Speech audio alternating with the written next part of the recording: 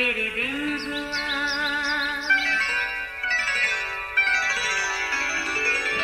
نیا پھر دن ہوا، پرانی رات کا کرے سو شکر ہم خدا کی ذات کا، خدا کی ذات کا نیا پھر دن ہوا۔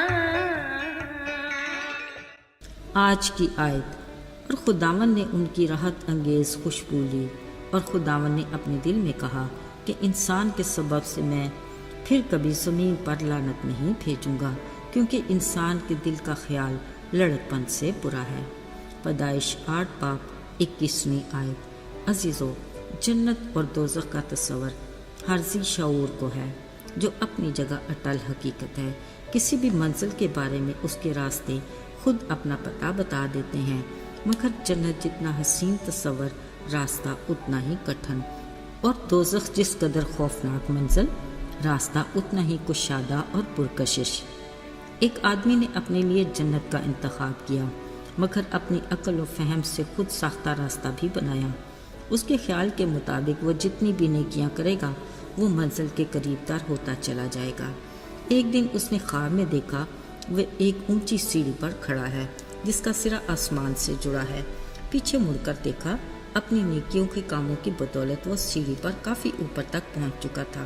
بس اب اسے صرف ایک چھلانگ لگا کر اپنی منتخب منزل یعنی جنت میں پہنچ جانا تھا۔ اس نے خوشی سے سیڑھی کے آخری سرے سے چھلانگ لگائی۔ پتہ کیا ہوا؟ وہ خوف سے چلانے لگا۔ ہاں ساتھیو، اصل میں وہ ایسی جگہ پر جا پہنچا جو اس کے وہم و گمان میں بھی نہ تھا۔ عزیزو، کیا کہنے اشرف المخلوقات بنی نوع انسان کے، جس کو خود خالق خدا نے اپنی صورت اور شبیہ پر اپنے ہاتھ سے بنایا اور اپنا دانگ پھونک کر اسے جیتی جان بنایا، پھر اسے برکت دی اور کہا پھلو بڑھو اور زمین کو معمور و محکوم کرو۔ اس کے ساتھ ہر چیز پر اسے اختیار بھی دے دیا، مگر افسوس وہ اپنے اس احساس کو سنبھال نہ سکا اور گناہ کا مرتکب ہو کر خالق خدا کی رفاقت سے دور ہوتا گیا، جس کے باعث گناہ نسل انسانی میں سرایت کرتا گیا۔ پھر ایسا وقت بھی آیا کہ بدی اس قدر بڑھ گئی کہ خالق خدا کو اپنی تخلیق کی گئی ہر شے کو نیست و نابود کرنا پڑا۔ عزیزو، نوح کے دور کا وہ بڑا پانی کا طوفان ایک ایسا ناقابل فراموش واقعہ ہے جس کی وجہ سے ہر چیز اپنے انجام کو پہنچ گئی، ماں سوائے نوح کے گھرانے اور خدا کے حکم سے وہ جاندار جو نوح کے ساتھ کشتی میں موجود تھے۔ کلام مقدس کے مطابق خدا کو تمام روئے زمین پر نوح کے سوا کوئی راست باز نہ ملا۔ ذرا سوچئے، اپنے ہاتھ کی تخلیق کی تباہی سے خالق خدا کس قدر ملول ہوا ہوگا۔ پھر جب خداوند نے نوح کی گزرانی گئی قربانی کی راحت انگیز خوشبو لی تو اپنے دل میں کہا کہ انسان کے سبب سے میں پھر کبھی زمین پر ایسی لعنت نہ بھیجوں گا، کیونکہ اس کے خیال لڑکپن ہی سے برے ہیں۔ اس شفیق باپ نے خطا کار انسان کی تمام غلطیوں اور نافرمانیوں کو ایک بار پھر درگزر کر کے اسے معاف کیا۔ عزیزو، اس بڑے پانی کے طوفان کے بعد ایک بار پھر خدا نے بنی نوع انسان کو برکت دی۔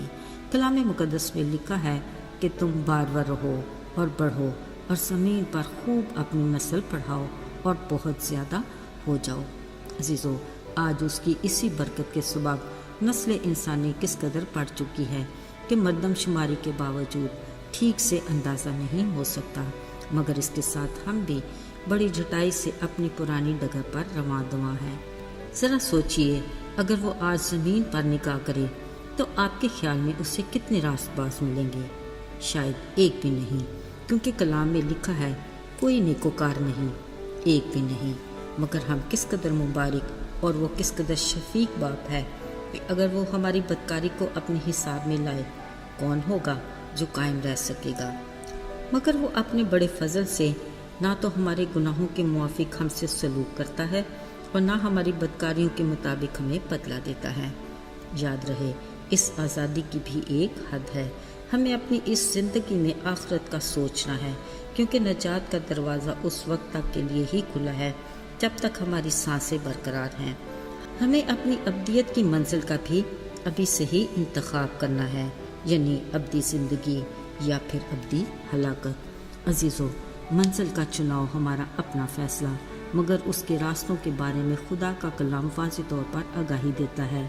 لکھا ہے، سکڑا راستہ زندگی کی طرف جاتا ہے، اس پر چلنے کے لیے انا اور خودی کو چھوڑنا اور اپنی صلیب اٹھا کر یسوع کے پیچھے چلنا ہے، جس پر چلنے والے بہت تھوڑے ہیں۔